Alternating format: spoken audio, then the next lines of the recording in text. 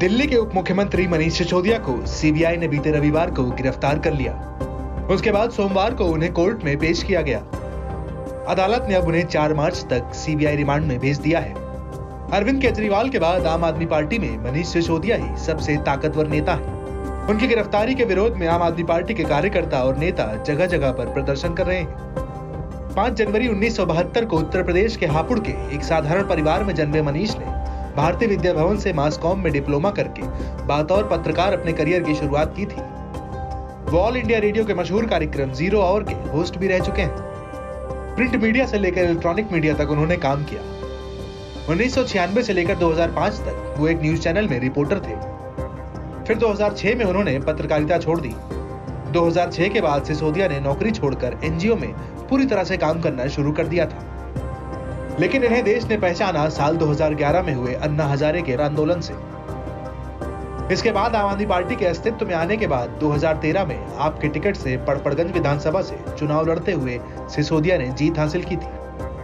उसके बाद 2015 में पहली बार दिल्ली के उप मुख्यमंत्री के पद पर वो विराजमान हुए। उसके बाद 2020 के विधानसभा चुनाव में सिसोदिया ने फिर पड़पड़गंज से बीजेपी उम्मीदवार रविंदर सिंह नेगी को 3000 वोट से हराया था। सिसोदिया को उनके काम के लिए सर्वश्रेष्ठ शिक्षा मंत्री के सम्मान से भी नवाजा गया है।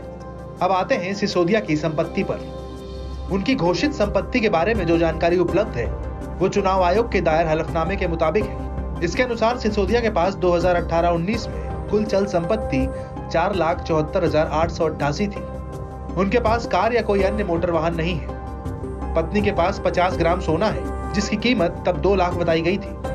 सिसोदिया के 2 bank account bank of Baroda के 2 अलग अलग शाखाओं में है। एक खाता शकरपुर शाखा में है तो दूसरा आईपी एक्सटेंशन शाखा में है। शकरपुर वाले बैंक अकाउंट में उन्होंने 4,15,005 रुपए दिखाए थे। वहीं आईपी एक्सटेंशन वाले खाते में मात्र 2,000 रुपए होने की जानकारी दी थी। दिल्ली के शिक्षा मंत्री ने LIC, मैक्स लाइफ इंश्योरेंस और ICICI में हेल्थ और जीवन से जुड़ा बीमा कराया है। अब बात करते हैं उनकी अचल संपत्ति की।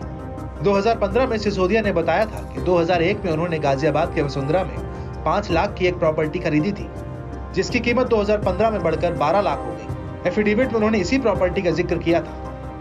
फिर 16 जनवरी 2020 को फाइल की गई एफिडेविट में सिसोदिया ने इसी प्रॉपर्टी का जिक्र किया और बताया कि इसकी कीमत अब 21 लाख हो गई है। वहीं उनकी पत्नी की अचल संपत्ति 2015 में 20 लाख रुपए थी। 2020 के एफिडेविट में सिसोदिया की पत्नी की अचल संपत्ति कुल 65 लाख रुपए की बताई गई। हलफनामे के मुताबिक सिसोदिया के पास एग्रीकल्चर या नॉन एग्रीकल्चर लैंड नहीं है, ना ही कोई कमर्शियल बिल्डिंग है। सिसोदिया पर कोई लोन या लायबिलिटी भी नहीं है।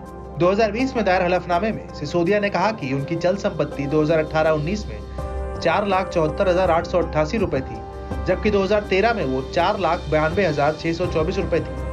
दस्तावेजों से पता चलता है कि सिसोदिया के नाम पर अब कोई कार नहीं है, लेकिन 2015 में एक मारुति कार थी।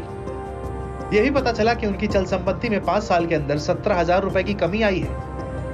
यानी सब मिलाकर देखा जाए तो मनीष के हलफनामे के मुताबिक अभी के समय उनके पास अचल संपत्ति के नाम पर 21 लाख रुपए, जबकि उनकी पत्नी के पास 65 लाख की संपत्ति है।